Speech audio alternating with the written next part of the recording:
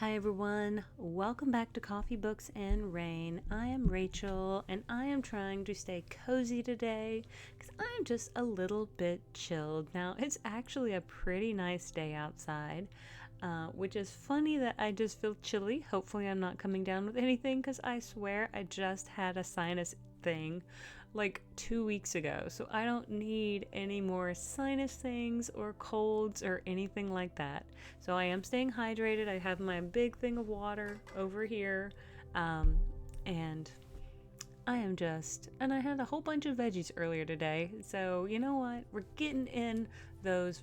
Is it 5 a day, 7 a day? I don't know, but I swear I got as many of them in as possible.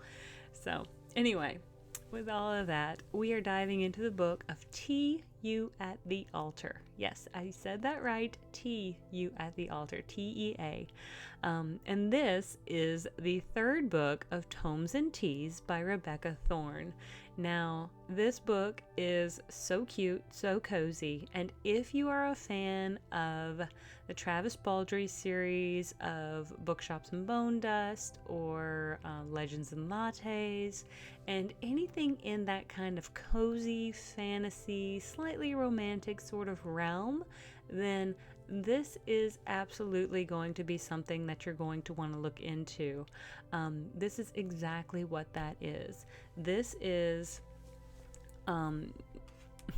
like I said, this is the third in the series, so you're probably going to want to pick up the first two, but cozy, fantasy, and this is more like a sapphic adventure, just kind of reading. Sapphic adventurers must navigate the ultimate maelstrom, their own wedding. We finally got into the wedding, you guys. Keanth and Raina are ready to finally walk down the aisle, and in just 7 days, their wedding of a lifetime. Because if you've read any of the others, you'll know that I think it's Keanth. Yeah, Keanth.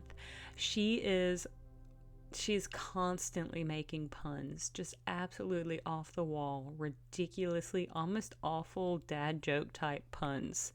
But a lifetime will become a reality. There's still so much to do, but like all best laid plans, everything is going awry. Their baby dragons are causing mayhem in the town of Tawny, and Keanth's uptight parents have invited themselves to the wedding. Yet, worst of all, Raina has become embroiled in a secret plot to overthrow Queen Tulane. The world seems against them, and how are they going to live long enough to say I do? So, that is just the brief description. This is about 330 pages in paperback. It is expected publication of March 4th, 2025. And as I said, it is the third book in the series. I was going to try to click on her name so I could let you know that I do believe I've reviewed at least the second book in this series, which was Can't Spell Tea Without Treason, or Can't Spell Treason Without Tea. Maybe that's what it was.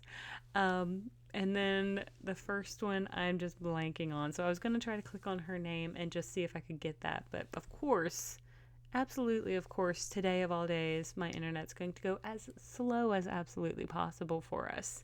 So yes, book 2 is Can't Spell Treason Without Tea, and book 1 is Treason Without Tea, and book 2 is A Pirate's Life for Tea. And supposedly and possibly there is, well, we already know because, well, we don't already know, but the ending does set us up for the fact that there will be a fourth, so I'm just going to, it's not a spoiler, I'm just letting you know this is not the end of the series because we still need a little more closure.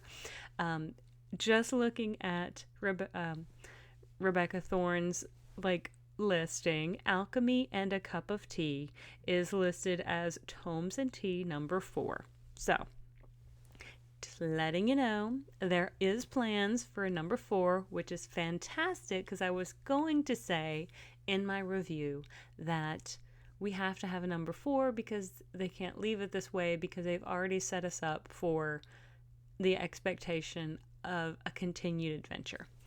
So, let us go back to our other page and just kind of start from there. So when we last left Rhaena and Kianth, they were kind of starting to find their groove in Tawny, and they were going to settle down. And so Kianth is the Mage of Ages, or the Arkandor, and it's a very powerful mage, elemental mage. And Rhaena is a retired Queen's Guard. Now, usually a Queen's Guard is one who will pretty much do that job for a lifetime. However, she has decided to take a step away, have a life of her own. She has found a cause that is she is willing to, more or less sacrifice for, and that is Kianth. And so she wants to leave, or she has left being a Queen's Guard to have her new life. And so they're settled in Tawny, and they have a tea shop, and they're really just having a very good time. So in this book, things are settling down nicely, but they are planning their wedding, and it's only a few days away as the book opens. And that's where you kind of get a lot of those really cozy vibes. I feel like you could say there's a lot of low stakes things happening, because one of the low stakes things is in-laws and having to figure out, like, how do you navigate the waters of uninvited in-laws? Well, Kianth is the only one who has family, but they didn't invite Kianth's parents. Kianth's parents invited themselves. And so they kind of hear about her parents, her mom and dad, coming. And her mom and dad have also decided to bring one of Kianth's friends from when she was young that her parents hoped that she would marry. And I guess her parents, or especially her mom, was hoping that if she brought this guy along, they would be able to rekindle their friendship, quote unquote friendship,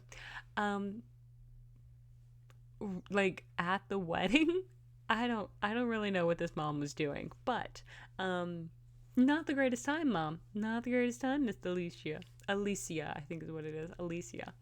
I believe the guy's name is like Faustus, something along those lines. But anyway, he comes along, and honestly, he's just a really good guy. He sounds like he's probably a pretty attractive guy, but he's just been missing his friend Kianth, the one he grew up with, that he had fun with, that he used to tell his secrets to. And honestly, same as Kianth, who doesn't swing Faustus's way. Faustus doesn't really swing Kianth's way either. He seems to have his eyes on someone else as well, and he didn't realize it until he got to Tawny. So there's also that as well. Well, Kianth's mom and dad, they were like, well, we just thought, you should maybe be with somebody who knew you before you were the Mage of Ages, or this Arkandor, this powerful magician, because then you wouldn't be used. And so that's, of course, a really bad thing to say in front of this person who, like, is your fiance, because, of course, Rhaena's not there for that. She doesn't care if Kianth is, like, the Mage of Ages, or, like, a barkeep or whatever. She doesn't care. Like, that's like the least of her concerns. And so, of course, they have to make it very blunt and very clear to the parents. Like, the parents are very, very wrong about the way this situation has been playing out. And of course, I guess the parents were just trying to be very cautious because they're parents, but they're just very much in the wrong about this whole situation. And I'm glad they got put in their place. Now, Rhaena, on the other hand, has a whole different sort of thing that she's also working with as well. Not only is she trying to please these new people that are going to be her in-laws, because she doesn't really have parents of her own, she is also kind of stuck in the middle of this situation that is more like a coup to overthrow Queen Tulane. And it's not going so well, really, because the girl that they have, Tessalin, does not want to be the next queen. Tessalin is Queen Tulane's daughter, supposedly by a lot of people who can vouch for Tessalyn's, I guess, birthright. However, Tessalyn herself is like, yeah, but I don't want to be queen. Like, y'all can't make me. I don't want to. And they're like, are you sure you don't want to be queen? And she's like, absolutely not. No, I don't want to do that. That is not for me. That sounds terrible. And fair enough. Like, not a lot of people want to be queen. That actually sounds like a pretty crappy gig in my personal opinion. I would not want to be queen either. But now they have to figure out somebody else who can be queen, and that's when other things, like other issues, start to arrive. Because if the heir apparent is not going to be the queen, then who can we get to, like, who can we back, and who would be a really good, I guess, monarch or figurehead to kind of put in that place in that people would support. And so that's kind of the next thing they have to figure out.